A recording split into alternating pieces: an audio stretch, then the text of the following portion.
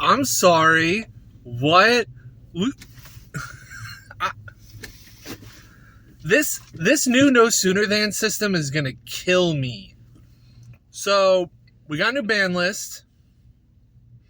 I've already seen it. So this is gonna be kind of raw thoughts just immediately. So first of all, the to zeros.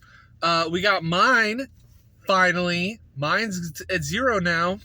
I think that there was a lot of discussion around whether mine even needed to be banned. I would have made an argument that mine could have stayed legal for longer, maybe put it to 1 or something like that. The problem is that because it's a field spell, it's so searchable. You have stuff like Metaverse, you have Demise of the Land, you have Terraforming, you have Set Rotation. So many cards want to search field spells, and with the spoilers for the new premium pack coming out, they're printing even more cards generically search field spells. So it's obvious that having mine available has really limited their ability to print new support for these types of cards. Field spells have been on the up and up for a very long time. From the days of Yami being a good field spell in like spellcaster beats to the days of Mystic Mine being able to be a win condition on its own. It's incredible to think that we've come this far. Next up, I have it written on the back of this receipt because I can't look at it on my phone and record at the same time. So next up at 0 is Curious. That's sad. I really like Curious, but I get it. I mean, Laval Chain is banned. Might as well ban Curious. Curious basically does the same thing. And with access to something like the Sacred Beast engine, it's just far too easy to get access to Curious. I think that if Curious had a more xenophobic effect or restriction of some kind, I think it could have stayed legal. Like, Lightsworns want a card like Curious. I can see them printing a new type of card like Curious later on that tries to do the same thing but is specific to Lightsworns. The problem is that if you make it too specific, then you run the risk of not being able to play some of the other powerful engines that Lightsworn wants to play. But if you make it too generic, you're just going to end up in the same position you're at now with a card that needs to be banned like Curious. I think that this was, while maybe not directly because I don't think the current build of Tearlament plays it, this was definitely a hit to Tearlament in some way because there were versions of the deck that played Curious. The thing that's curious to me is that it's not really seeing any play right now. This feels like a ban that was like a few months out of date almost. But I mean, I'm not going to complain. I don't personally play a deck that needs or wants Curious, so I'm fine with it going. Next up, the only limit on this list is Herald of the Orange Light, which I think is an exceptionally good and exceptionally needed hit for ISHIZU Tearlament specifically. The fact that Orange Light is so powerful in that deck is extremely bad. The fact that that deck can basically play a card that not only negates a problematic card on your opponent, but also puts ISHIZU cards in the graveyard, the fact that it does both of those things is a huge problem. Orange Light discards something like a Guido or Kelbeck can really start to get things started. The fact that you can not only negate something like a Dweller, negate something like a Shifter, even negate something like a Gigantic Sprite or something like that in other matchups, negate something like Rabina or something like that, and then you can also fuel your graveyard, get effects in the graveyard, and then also set up interaction if it's one of the shuffleback ISHIZU cards. It's just too powerful of a card to keep. And I think this is a hit that works because of the fact that it hits a card adjacent to the strategy, but not necessarily in the strategy specifically. The only card going to 2 is one that I think could have gone to 3 immediately and would see zero impact on the metagame. And that's Recital, Starling.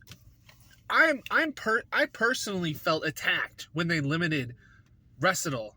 Why am I calling it Recital? I'm MBT brained. The fact that they put Recital 2-1 felt like an attack to me specifically. I picked up Tri-Brigades on presale, and then when Bird Up was seeing play, I picked up the whole deck. I picked up the whole thing.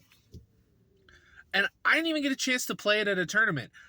I sat on the deck waiting for the right opportunity, and then suddenly my entire deck gets banned out from underneath me. The Simorg Link gets banned. Recital goes to 1.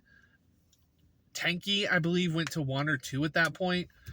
It was infuriating because now that deck is borderline unplayable. You don't have the same consistency that you need with that deck.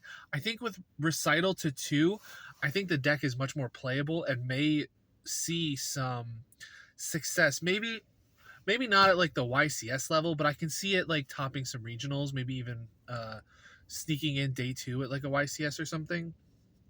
And now on to the unlimits, which I think is the most interesting section of this ban list because it terrifies me.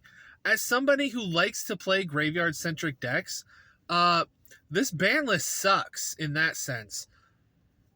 But I get why they're doing it. I think they want to give people more game against tier. And while I understand that, I feel like there are other ways you could have hit tier instead of trying to unban things that hurt tier. So let's skip over the stuff that I'm salty about. Let's go to Tenki to 3. That's awesome. I just mentioned I have the whole Bird Up core. I'm super happy about that. I cannot express how happy I am to have a third Tenki. My concern is that now I need to figure out if I want to purchase the secrets because I have 1 secret and 2 commons, or if I just want to sell my secret and buy a third common. Or just play mismatch rarity. Who cares? Next up is Metaverse. Now that mine is banned, I think Metaverse is fine to be in the format. I don't think that there's much of a problem. It wasn't an issue. Metaverse never came up. It was never even played in a deck until mine came around. And the fact that mine's gone, I mean, RIP Jeff Leonard, who knows what he's going to play at this point. But the fact that mine is now gone means that, I mean, it's the same thing as like when Hulk got banned on the last list and they let off a bunch of tuners. It's like things were banned or limited or whatever because of mine. And that's usually a sign that the card deserves to be banned. I think that the discussion around mine deserving to be banned or not is interesting. But now that it's banned, it's not even a discussion anymore. Like, did it deserve to be banned? Who cares? It is. So let's go ahead and get one last thing out of the way. I have no clue. I have no clue why Ptolemaeus was even on the list to begin with. All I know now is that it's at 3, so that's kind of neat. I think it's because it can rank up into infinity or something like that. But like, rank 4 decks having access to a negate is not a new thing, so I don't think that's a problem. We'll see if anything comes of it, if any decks can take advantage of Ptolemaeus. But we'll see. Now onto the part that gives me indigestion. So both Dimensional Fissure and Macrocosmos have both gone to 3. I'm firmly of the opinion that floodgates are and can be a problem in this game.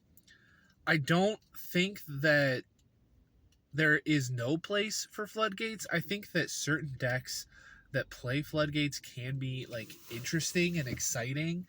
The problem is that most of the floodgates that exist don't facilitate that type of gameplay.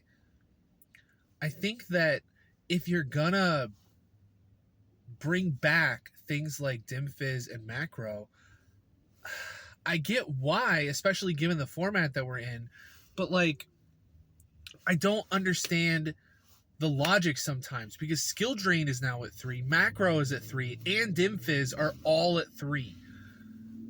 I mean, Stun players are eating tonight, but I mean, us players that want to play the game, want to have some interaction, are just, we're kind of out of luck.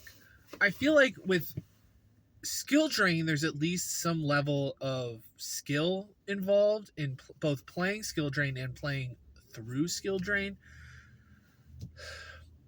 It's interesting because you can feasibly, do things that deal with skill drain, right? You can use things like Book of Moon to book your monster so that the effect resolves. You can do things like, send it for cost with Droplet. In some decks, you can even, Hero has access to Mask Change to play around it. And, you can even like play certain tech cards if you know that skill drain is going to be a problem. Things like Forbidden Lance to protect it from spell trap effects. But the problem is that with Macro and Dim Fizz, it's a lot harder to play around those cards. I mean, unlike a card like Skill Drain, you can still play the game, but if your game plan requires things to go to the graveyard, then you're kind of out of luck. I mean, you can summon, you can activate effects on the field, but you're not gonna see a lot of success trying to play through something like Dim Fizz and Macro. And the thing that gets me is that Macro is a trap card, which means it can be set, and you have to at least wait a turn before you can get its effects. Dim Fizz can go into effect immediately, meaning that I think Macro is a card that's a little bit more healthy for the game because it's slower, but Dim Fizz is a card that's far more immediately impactful, especially if you're going second against something like TEARLAMENT ISHIZU, because if they get access to their ISHIZU TEARLAMENT line on your turn, either through you activate a monster effect that triggers Havness, they go for like one of the hand trap ISHIZU cards, whatever.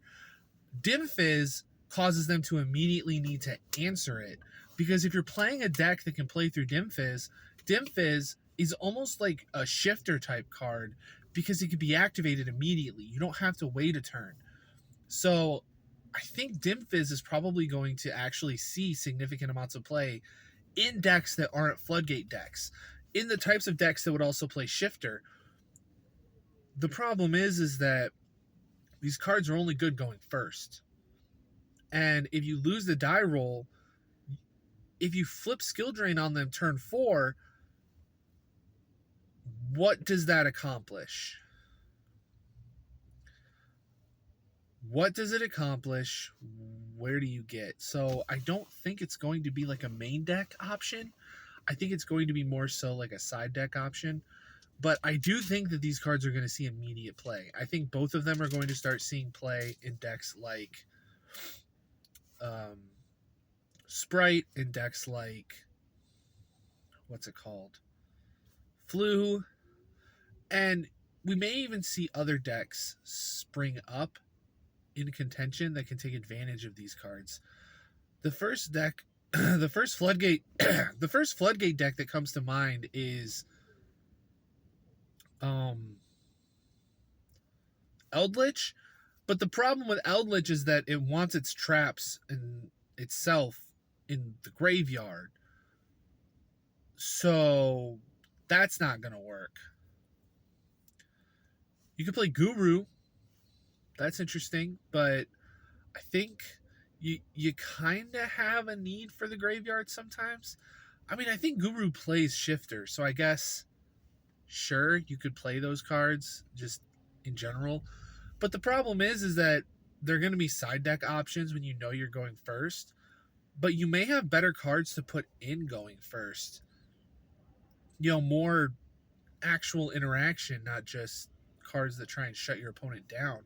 And if you're in a sided game and you're playing Guru, your opponent already knows to side spell trap removal into their deck. So, I mean, you're not exactly catching people off guard if you're siding these cards in. Well, I mean, they'll probably still see play, but I don't know. I mean, if someone could tell me what Ptolemaeus is supposed to do, I would greatly appreciate that.